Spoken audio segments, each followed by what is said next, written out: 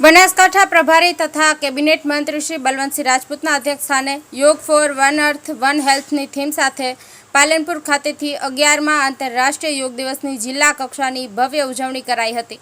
સ્વસ્થ ગુજરાત મેદસ્વીતા મુક્ત ગુજરાતના ધ્યેય સાથે પોલીસ પરેડ ગ્રાઉન્ડ પાલનપુર ખાતે યોગ દિવસમાં જિલ્લા વહીવટીતંત્રે પોલીસ જવાનો, વિદ્યાર્થીઓ અને બહોળી સંખ્યામાં લોકોએ યોગ કર્યા હતા। ગુજરાત રાજ્ય યોગ બોર્ડ અને બનાસકાંઠા વહીવટીતંત્રના સંયુક્ત ઉપક્રમે આયોજિત કાર્યક્રમમાં વહેલી સવારથી જ લોકો યોગમાં જોડાયા હતા।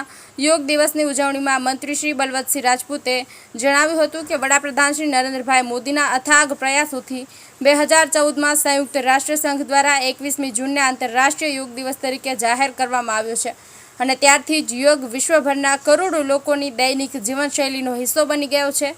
આજે ભાષા અને સંસ્કૃતિના ભેદભાવ ભૂલીને વિશ્વના ખૂણે ખૂણેથી લોકો યોગાભ્યાસ કરી રહ્યા છે, જે શાંતિ, સ્વાસ્થ્ય અને એકતાનો સંદેશ ફેલાવી રહ્યા છે।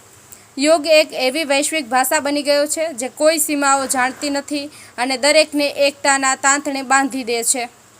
મંત્રીશ્રીએ જણાવ્યું છે કે વડાપ્રધાન શ્રી નરેન્દ્રભાઈ મોદીએ મન કી બાત કાર્યક્રમમાં મેદસ્વીતા જેવી ગંભીર સમસ્યા માટે ચિંતા વ્યક્ત કરી હતી।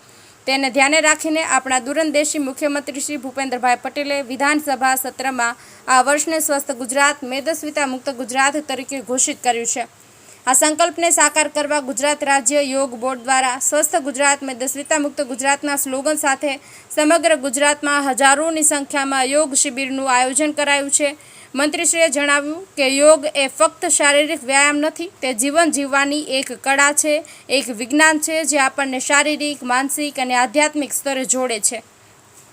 નિયમિત યોગાભ્યાસ દ્વારા આપણે તણાવ મુક્ત રહી શકીએ છીએ, રોગ પ્રતિકારક શક્તિ વધારી શકીએ છીએ અને આપણા જીવનમાં સકારાત્મકતા લાવી શકીએ છીએ।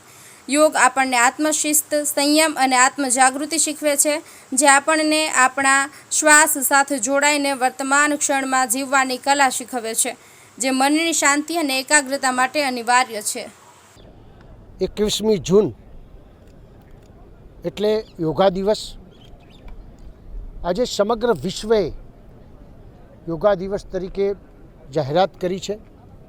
એ નિમિત્તે આજે બનાસકાંઠાના તમામ લોકોએ, વહીવટી અધિકારીશ્રીઓએ, પદાધિકારીશ્રીઓએ અને બનાસકાંઠાની જનતાએ સમગ્ર ભેગા થઈને આજે યોગા દિવસ તરીકે ઉજવ્યો છે। દરેકને પહેલાં તો હું શુભકામનાઓ પાઠવું છું। જે લોકોએ યોગા દિવસની આજે પર્થ શરૂ કર્યો છે એમને ખૂબ અભિનંદન આપું છું અને એમના માધ્યમથી, આપ સૌના માધ્યમથી એવું કહું છું કે આ સમગ્ર લોકોને ઠેઠ સુધી આ મેસેજ પહોંચે એવી મારી વિનંતી છે। આજે યોગા દિવસ એટલે ભારતની પ્રાચીન જે આપણી સંસ્કૃતિ છે, વર્ષોથી, હજારો વર્ષોથી લોકો કહી શકે એનો પતંગજી ગુરુજીએ જે શરૂઆત કરાવી હતી અને આદરણીય પ્રધાનમંત્રી નરેન્દ્રભાઈ મોદી સાહેબે સમગ્ર વિશ્વમાં 2015થી યોગા દિવસ માટેની જે થીમ્સ હતી આપણા ભારતની, એ લોકો સમક્ષ મૂકી, લોકો એને સ્વીકારી અને આજે યોગા દિવસ તરીકે ઉજવીને કરોડો લોકો જ્યારે પોતાનું સ્વસ્થ સારું રહે એ પ્રકારની વ્યવસ્થા થઈ છે। આદરણીય મુખ્યમંત્રી ભૂપેન્દ્રભાઈ પટેલ સાહેબે આજે 313 જગાથી વધારે જગા ઉપર આવા મોટા મોટા કાર્યક્રમો થયા છે। કરોડો લોકો આમાં જોડાયા છે અને વડનગર ખાતે સમગ્ર ગુજરાતનું આજે આદરણીય પ્રધાનમંત્રી નરેન્દ્ર મોદી સાહેબની જે જન્મભૂમિ છે તોથી આજે ગુજરાત વિશ્વ લેવલે ગિનિસ બુકમાં સ્થાપના થાય એ પ્રકારની વ્યવસ્થા કરી છે। તો યોગા દિવસે બધાને ખૂબ શુભકામનાઓ પાઠવું છું। સરસ।